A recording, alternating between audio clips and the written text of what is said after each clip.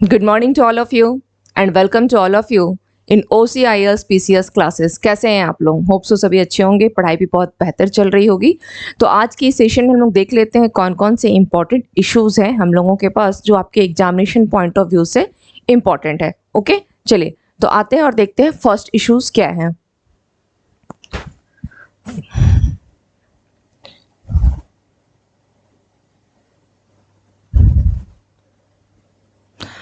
First issues है हम लोगों के पास भारत 2075 यानी भारत 2075 तक दुनिया की दूसरी सबसे बड़ी अर्थव्यवस्था बनने की ओर अग्रसर है। दुनिया की दूसरी सबसे बड़ी अर्थव्यवस्था, और यह रिपोर्ट किसकी है? तो इस इन्वेस्टमेंट बैंक गोल्डमैन सैक्स के अनुसार, ठीक है, इन्वेस्टमेंट बैंक गोल्डमैन सैक्स के अनुसार क्या है कि भारत जो है 2075 तक कितना जापान, जर्मनी और अमेरिका को पीछे छोड़कर दुनिया की दूसरी सबसे बड़ी अर्थव्यवस्था बन जाएगी। तो किसको किसको पीछे छोड़ करके यह बन रहा है? यह किसे किसे पीछे छोड़कर? जापान, जर्मनी और अमेरिका को पीछे छोड़कर दुनिया की दूसरी सबसे बड़ी अर्थव्यवस्था बन जाएगी। और यह रिपोर्ट किसकी है? इन्वेस्टमेंट बैंक गोल्डमैन सैक्स के अनुसार। ओके, सबसे पहले तो आपकी जो हेडलाइन है उसमें ऑलरेडी एक इन्फॉर्मेशन दिया हुआ है कि भारत 2075 तक दुनिया की दूसरी सबसे बड़ी अर्थव्यवस्था बनने की ओर अग्रसर है। अब बात रही कि यह तो 2075 की है जो दूसरा बनेगा, लेकिन वर्तमान में अगर बात की जाए, वर्तमान में भारत की पोजीशन क्या है? वर्तमान को अगर देखा जाए तो वर्तमान में भारत की पोजीशन क्या है? वर्तमान में भारत क्या है, कितने नंबर पर है दुनिया? वर्तमान में भारत की कंडीशन क्या है? वर्तमान में भारत जो है यह पांचवी अर्थव्यवस्था है, फिफ्थ। वर्तमान में भारत किस पोजीशन पर है? फिफ्थ पर है। इसके आगे कौन कौन से कंट्रीज हैं? तो इसके आगे आपके क्या क्या हो जाएंगे? यूएसए है, चीन है यानी चाइना, यूएसए चाइना हो गया, Japan, Germany,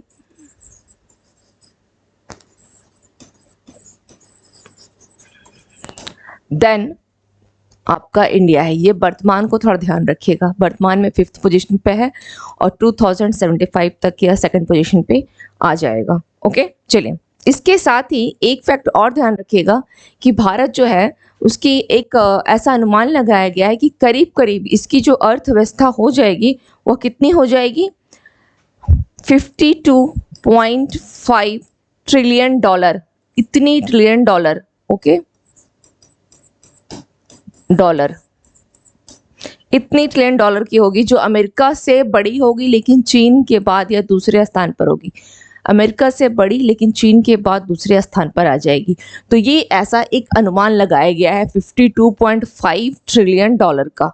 okay, 52.5 trillion dollar का अनुमान लगाया गया है कि इसके साथ जो बात की गई है कि ये दूसरे पोजीशन पे आ जा रही है, तो इसके पास इसका अगर देखा जाए तो कितना अमाउंट कितना होगा? वो करीब करीब आपका 52.5 हो जाएगा। 52.5 जो अगर अभी देखा जाए, जो 52.5 आप देख रहे हैं, जो वर्तमान में कितना है? ओनली 3.24 ट्रिलियन है। वर्तमान में कितना है? अगर हम वर्तमान में देखते हैं, फिफ्थ पोजीशन पर है, तो वर्तमान में है कितना? यह 3.24 ट्रिलियन, 3.24 ट्रिलियन डॉलर करीब करीब अभी ये वर्तमान में है। ओके, आई थिंक ऑडियो इसमें जारी है नहीं?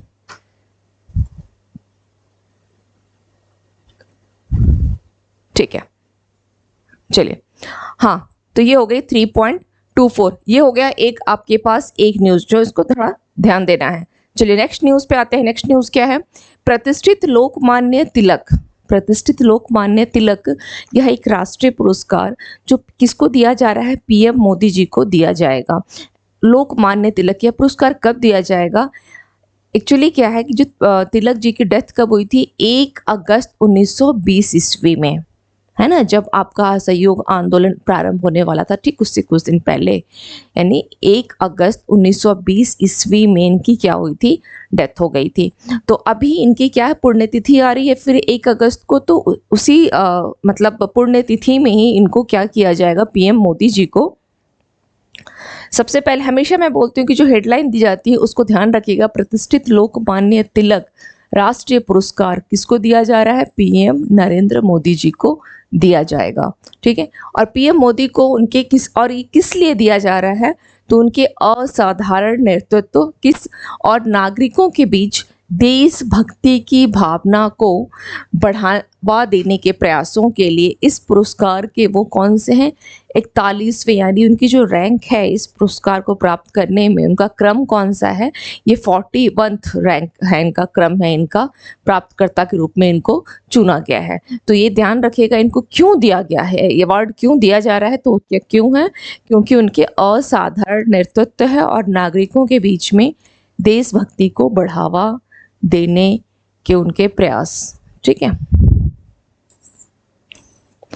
41वां क्रम के रूप में देखा जाए तो ये 41 इनका क्रम है। नेक्स्ट देख लेते हैं इनसे संबंधित और क्या है।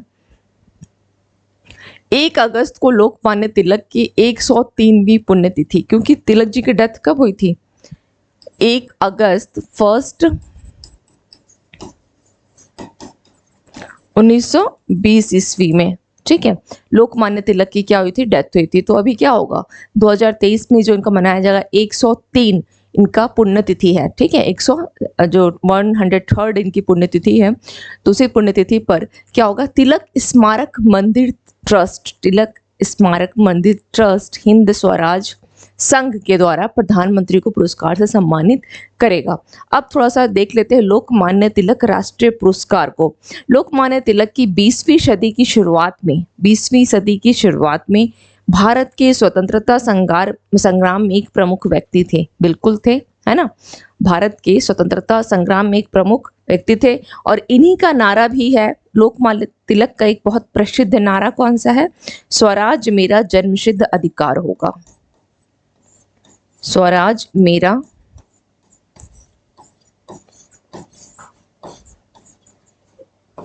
जन्मसिद्ध अधिकार।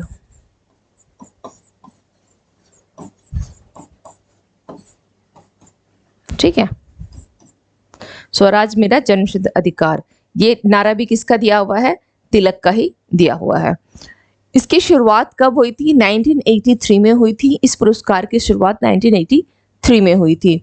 पुरस्कार में क्या दिया जाता है? 1 लाख का नगद पुरस्कार और साथ ही एक स्मृति चिन्ह भी शामिल है। और इससे पहले यानी जो कुछ प्रमुख आप व्यक्तियों का नाम अगर देखते हैं तो इंदिरा गांधी हो गई, अटल बिहारी वाजपेयी, डॉक्टर मनमोहन सिंह, प्रणब मुखर्जी, NR नारायण मूर्ति और साइरस पूनावाला इस पुरस्कार के क्या थे? वो प्राप्तकर्ता। ठीक है, साइरस पूनावाला इस पुरस्कार के प्राप्तकर्ताओं में से कुछ हैं।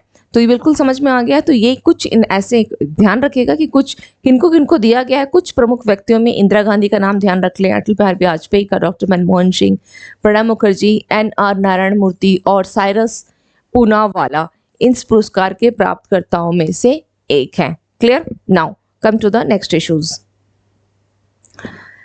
यूपी सरकार भारतीय गाय की नस्लों भारतीय गाय की नस्लों की माइक्रो डायरी स्थापित करने की योजना बना रही है। जो भारतीय गाय हैं उनकी नस्ल की क्या कर रही है? माइक्रो डायरी स्थापित करने की योजना बना रही है। और कौन बना रहा है? तो यह यूपी सरकार की योजना है। इसमें क्या क्या है? स्वदेशी उद्योगों, फसलों और पशुधन को बढ़ावा देने के लिए यह योजना क्यों लाई जा रही है? तो कुछ स्वदेशी उद्योग, इससे क्या होगा? स्वदेशी उद्योग को भी बढ़ावा मिलेगा, है ना?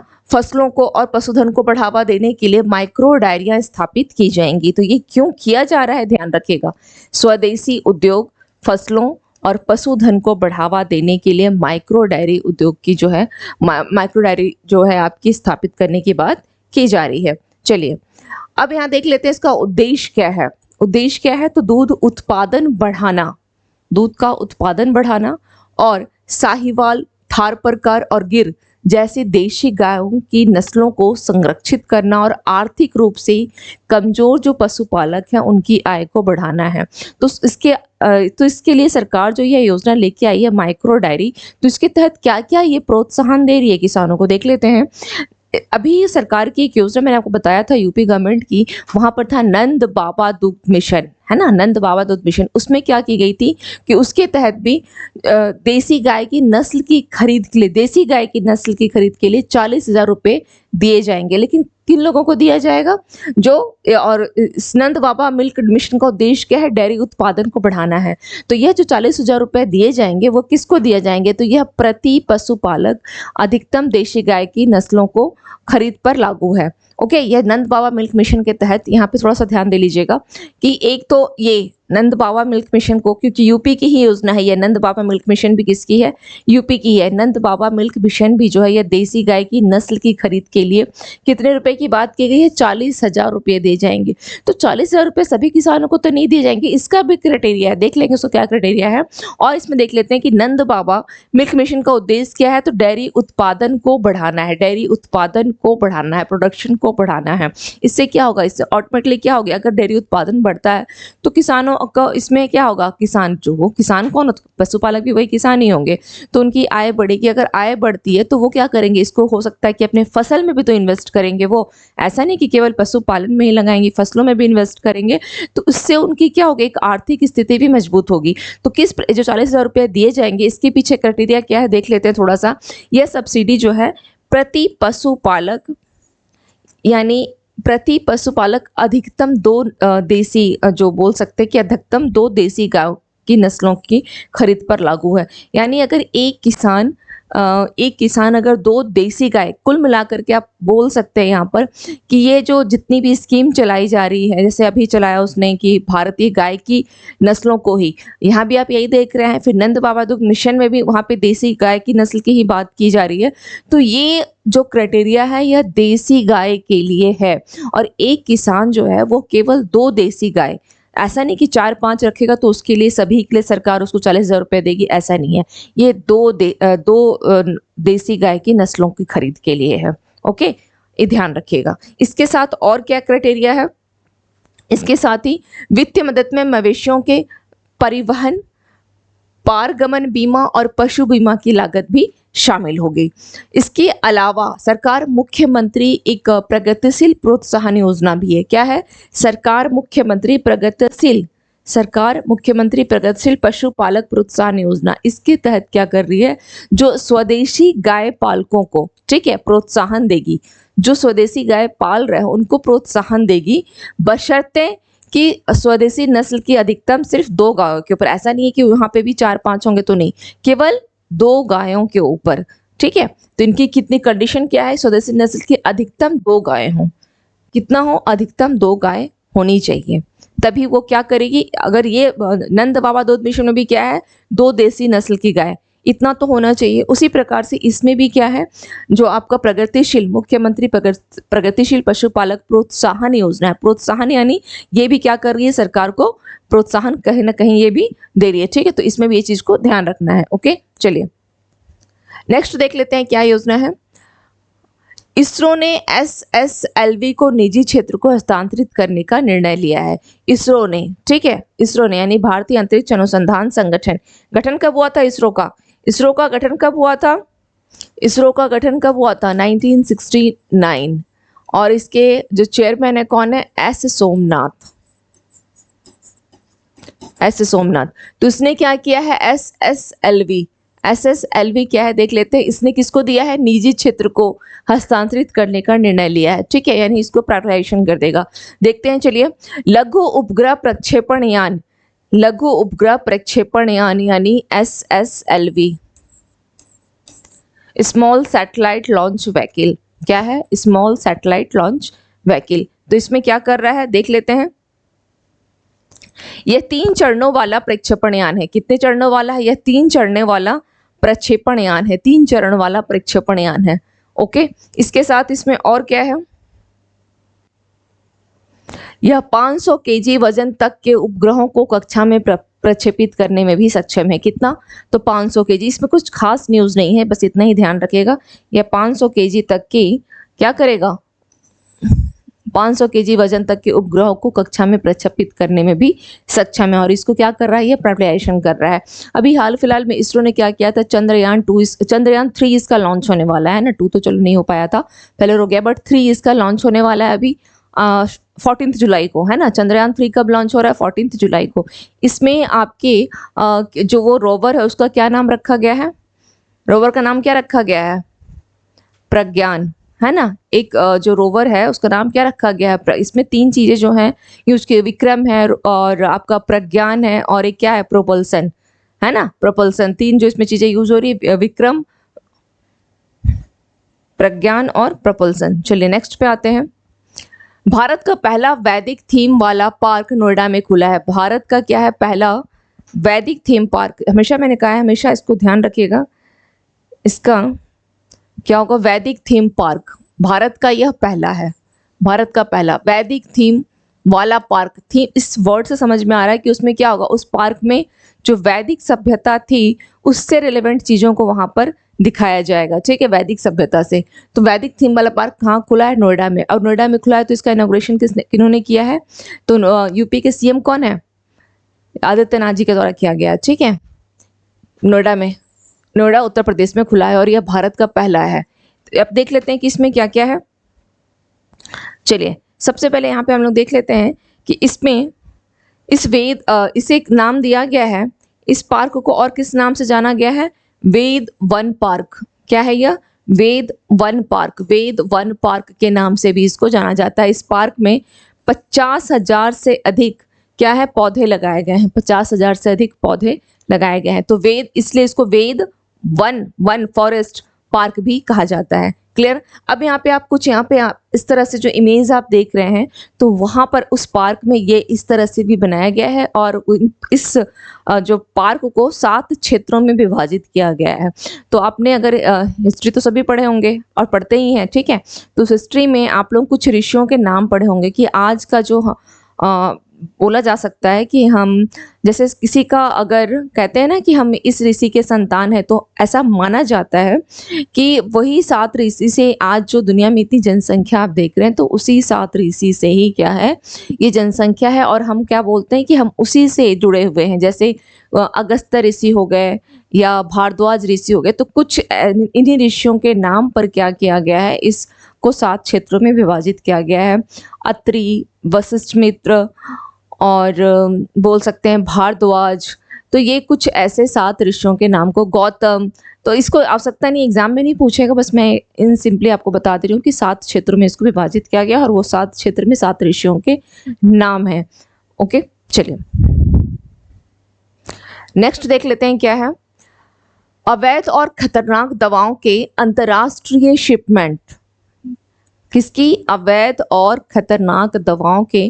क्योंकि अब रिसेंटली जो कुछ दिन पेपर में ऐसे आया था कि डिस्प्रिन जो है वो बहुत जगह क्या हो गई है, आपकी फॉरेन कंट्रीज में बैंड है, लेकिन इंडिया में बहुत अड़े से चल रही है, ठीक है। क्रोसिन है वो चल रहा है। तो ये कुछ कुछ ऐसे मेडिसिन के नाम आए थे जहाँ की बैंड कर दिया गया। अदर कंट्रीज में उसको बैंड है लेकिन इंडिया में चल रहा है। तो इन्हीं सबको लेकर के क्या किया गया है, अवैध और खतरनाक दवाओं के अंतर्राष्ट्रीय शिपमेंट को, अंतर्राष्ट्रीय शिपमेंट को यानी जो आना जाना कर रहा है, परिवहन हो रहा है इन दवाओं का, उसको रोकने के लिए भारत और अमेरिका क्या कर रही है, ऑपरेशन बॉर्डर स्वॉर्ड चलाया गया है। ये बस इतना ध्यान रखना है कि अवैध और खतरनाक। अगर आप न्यूज़पेपर तो सभी पढ़ते हैं, तो अभी कुछ दिन पहले ही आया था कि कुछ मेडिसिन जो हैं जिसको बैंड करने की आवश्यकता है। तो इसके, अब ये बैंड कैसे होगा, क्योंकि जो पब्लिक है वो तो मान नहीं रही है। अगर मार्केट में सप्लाई है तो वो उसे ले रही है। डिस्प्रिन नहीं लेना है, क्रोसिन नहीं लेना है, लेकिन फिर भी यूज हो रहा है। तो इसलिए इसका रोकने का तरीका क्या है, इसके लिए एक ऑपरेशन चलाया गया, ऑपरेशन बॉर्डर स्वॉर्ड चलाया गया है। किसके किसके बीच में है ये ऑपरेशन? ये ऑपरेशन किसके किसके बीच में है? तो ये ऑपरेशन है भारत और अमेरिका के बीच में। ओके, भारत और अमेरिका के बीच में। ऑपरेशन का नाम क्या है? ऑपरेशन बॉर्डर स्वॉर्ड चलाया गया है। Okay, operation border sword. अगर अमेरिका का जो है विश्व की सबसे बड़ी अर्थव्यवस्था अभी कौन सी है? तो अमेरिका है। और भारत के साथ सबसे ज्यादा अगर बोला जाए कि व्यापारिक भागीदार देश कौन है भारत के साथ, भारत का सबसे बड़ा व्यापारिक भागीदार देश अमेरिका है। ओके, भारत का सबसे बड़ा व्यापारिक भागीदार देश।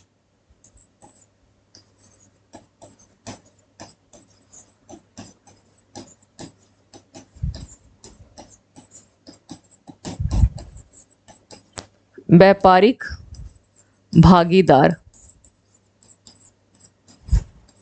भारत का सबसे बड़ा व्यापारिक भागीदार देश, भारत का सबसे बड़ा व्यापारिक, यहाँ पे लिख दूं क्या, शायद ज़्यादा बेटर होता है ना। चलिए मैं यही लिख दे रही हूँ क्योंकि यहाँ शायद क्लियर समझ में ना आए।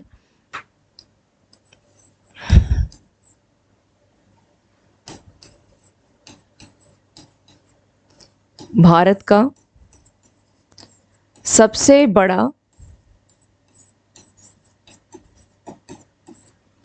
व्यापारिक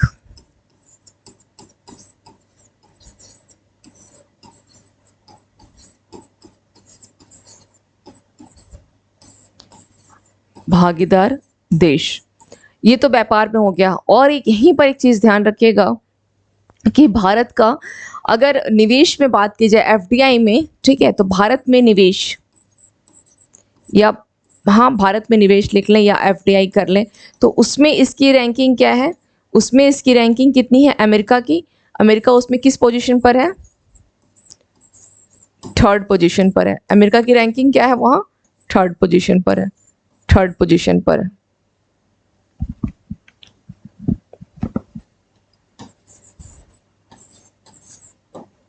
क्लियर, क्लियर हो गया, और कोई डाउट? चलिए नेक्स्ट इश्यूज पे आते हैं। नेक्स्ट इश्यूज क्या है देख लेते हैं। अब हम लोग आते हैं वॉलरन आर्ट्स के फैक्ट्स पे। डूबे हुए चीनी जहाज को बचाने के लिए किस देश की नौसेना ने P-81 विमान तैनात किया है? किस देश की नौसेना ने? तो भारत ने किया है। किस राज्य के तुलजा भवानी मंदिर में श्रद्धालुओं के लिए ड्रेस कोड लागू हुआ है? महाराष्ट्र में, महाराष्ट्र में। यूपी के किस शहर में हाल में ही नॉर्थ कॉरिडोर विकसित होगा? नॉर्थ कॉरिडोर, तो ये कहाँ विकसित होगा? बरेली में। और यूपी में ही नंद बाबा दूध मिशन भी स्टार्ट की गई है, यूपी की ही योजना है नंद बाबा दूध मिशन, नंद बाबा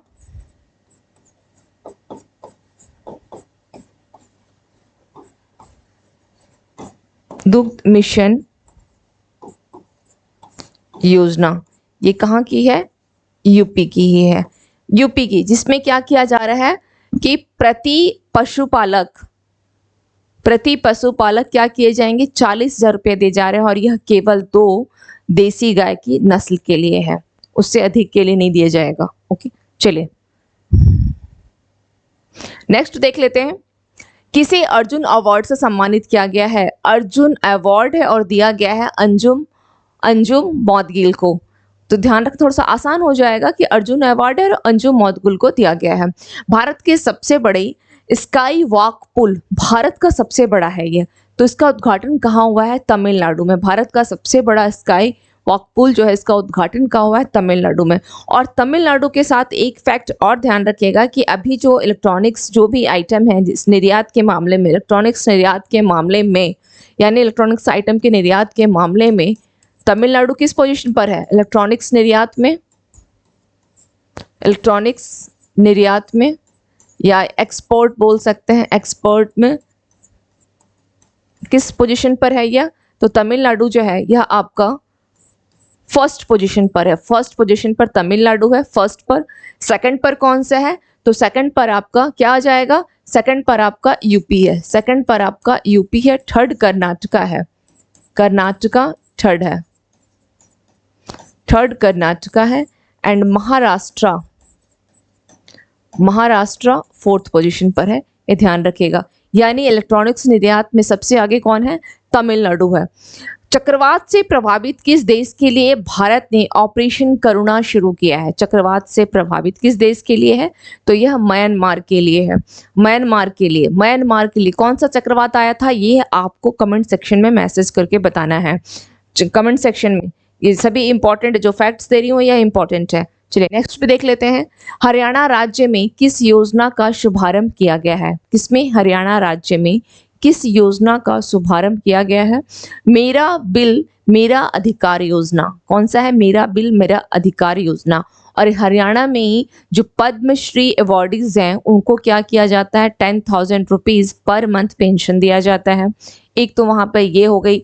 दूसरा क्या है? वहां के जो विधुर हैं या अविवाहित हैं उनको कितना दिया जा रहा है मंथली? 2-3 पॉइंट्स हरियाणा के बारे में लिख ले। हरियाणा में जो पद्म अवॉर्डीज हैं, पद्मा अवॉर्डीज, उनको कितना दिया जा रहा है? 10,000 मंथली है। दूसरा क्या है कि जो वहां पे Vidur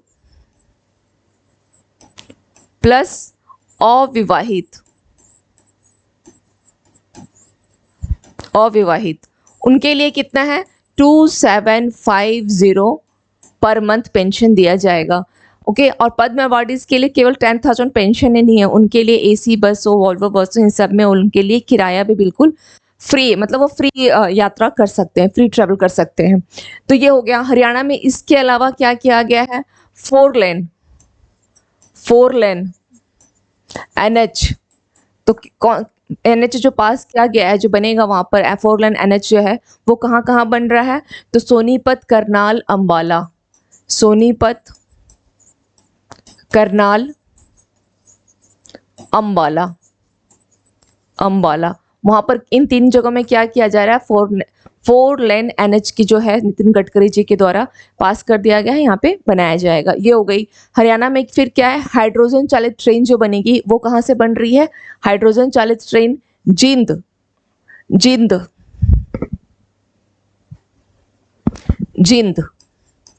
okay, Jind to Sonipat. कौन सी? हाइड्रोजन चालित ट्रेन, हाइड्रोजन से जो ट्रेन चलेगा वो भी कहाँ पे? सोनीपत, हरियाणा में ही बनाया जा रहा है। नेक्स्ट है, किसने ICAR की अनुसंधान सलाहकार समिति के अध्यक्ष भार के रूप में पद ग्रहण किया है? नीरजा प्रभाकर ने। यूनाइटेड किंगडम यानी ब्रिटेन के द्वारा कार्तिकेय गोंजाल्विस को किस पुरस्कार से सम्मानित किया गया है? तो क्या होगा? हाथी परिवार पर्यावरण। नेक्स्ट है, ग्लोबल शतरंज लीग के जो फर्स्ट एडिशन का आयोजन कहाँ किया जाएगा? तो वह दुबई में। किस राज्य में प्रथम अंतर्राष्ट्रीय हरित हाइड्रोजन सम्मेलन का उद्घाटन? नई दिल्ली। और हाइड्रोजन ट्रेन की बात की जाए तो हरियाणा में जिंद से लेकर के सोनीपत तक चलेगी। बांग्लादेश के किस क्रिकेटर ने अंतर्राष्ट्रीय क्रिकेट से संन्यास लेने की घोषणा की है? तो वो किसने किया है?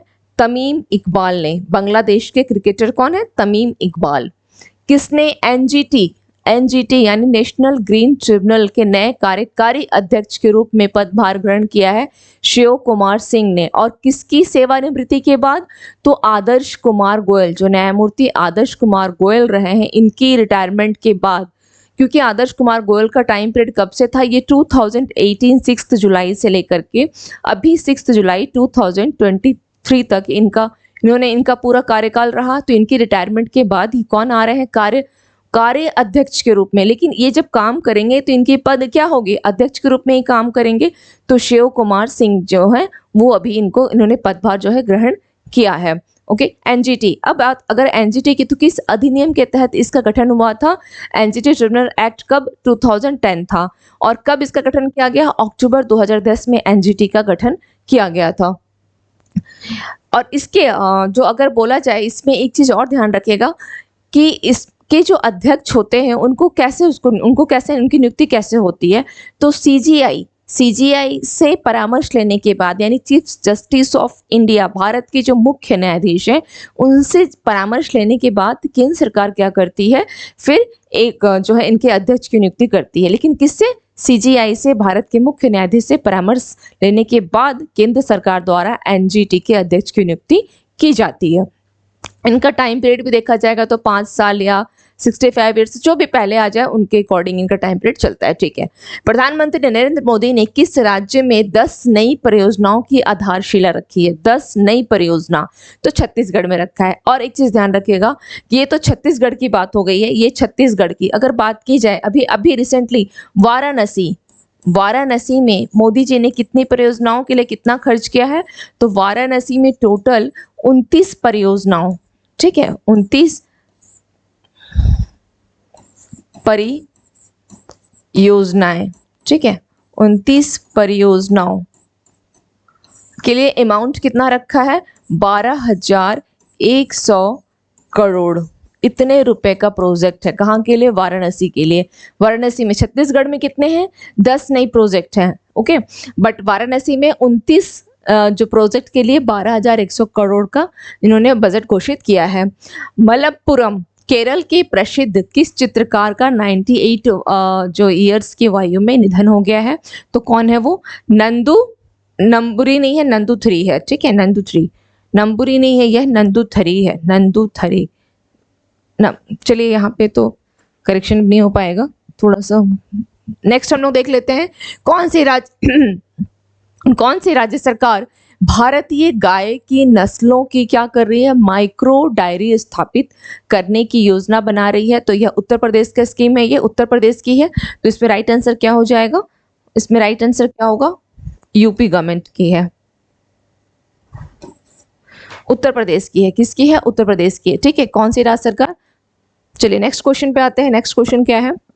किस देश ने 5 जुलाई को ओपन काइलिन नामक अपना पहला open source computer operating system जारी किया है? ठीक है, किस देश ने 5 जुलाई को ओपन काइलिन, तो क्या होगा? चीन ने किया है। यह किसके द्वारा किया गया है? चीन के द्वारा किया गया है, चीन ने किया है। क्या किया है इसने? ओपन काइलिन नाम का अपना एक पहला open source computer operating system को इसने जारी किया है। नेक्स्ट क्वेश्चन पे आते हैं। नेक्स्ट क्वेश्चन,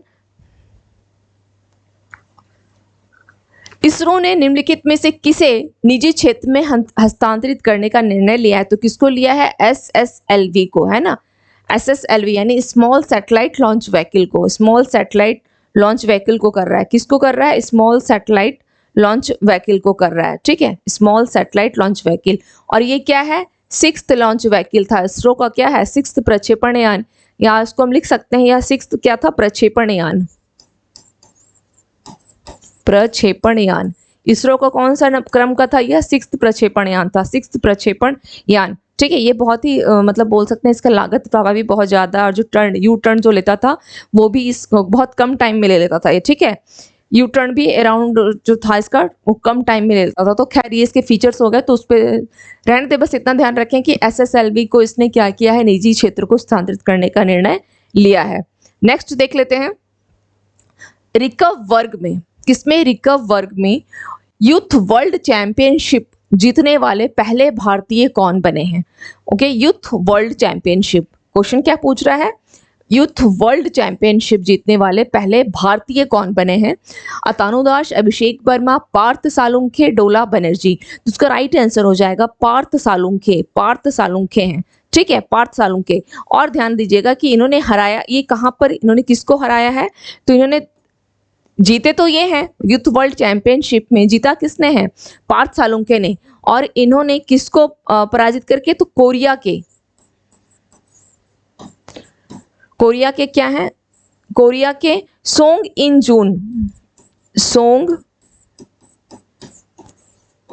इन जून को हराया है, सोंग इन जून को इन्होंने हराया है, ठीक है। तो रिकर्व वर्ग में youth world championship Parth Salunkhe ने जीता है। Now come to the next question, प्रतिष्ठित लोकमान्य तिलक पुरस्कार 2023 से किसको सम्मानित किया जाएगा? तो ये सम्मानित किया जाएगा, हमारे प्रधानमंत्री कौन है? नरेंद्र मोदी जी को। किसको सम्मानित किया जाएगा? PM नरेंद्र मोदी को। एक चीज और बताएं, PM नरेंद्र मोदी को भी अभी कुछ दिन पहले ही क्या दिया गया? इनको ऑर्डर ऑफ नील पुरस्कार भी दिया गया है ना, ऑर्डर ऑफ नील पुरस्कार भी दिया गया है। तो किसके द्वारा दिया गया था यह ऑर्डर ऑफ नील पुरस्कार? जब वो मिस्र गए हुए थे, है ना, उनकी अभी कुछ दिन पहले उन्होंने मिस्र की यात्रा की थी, अमेरिका भी गए थे और फिर मिस्र भी गए थे वहां से। तो क्या होगा यहाँ पर क्या हो जाएगा? जो ऑर्डर ऑफ नील पुरस्कार अवार्ड दिया गया वो किसके द्वारा दिया गया है? मिस्र गवर्नमेंट के द्वारा। तो वहां के राष्ट्रपति कौन है? अब्दुल फतह अल सीसी के द्वारा इनको यह पुरस्कार दिया गया था, अब्दुल फतह अल सीसी के द्वारा। चलिए नेक्स्ट देख लेते हैं, रक्षा मंत्री कौन है? राजनाथ सिंह, बिल्कुल मेंशन है यहाँ पे। ने 10 जुलाई को किस स्थान पर मलेशियाई रक्षा मंत्री श्री दातो सेरी मोहम्मद हसन, अब यहाँ पे आपको ध्यान रखना है, मलेशिया के रक्षा मंत्री कौन है? दातो सेरी मोहम्मद हसन के साथ व्यापक चर्चा की है। अब किन्होंने किया है? तो भारतीय रक्षा मंत्री, और उधर से कौन है? मलेशिया के रक्षा मंत्री। तो अब ये जो चर्चा होगी या तो भारत में होगी या कुआलालंपुर में होगी। तो ऑप्शन क्या दिया हुआ है?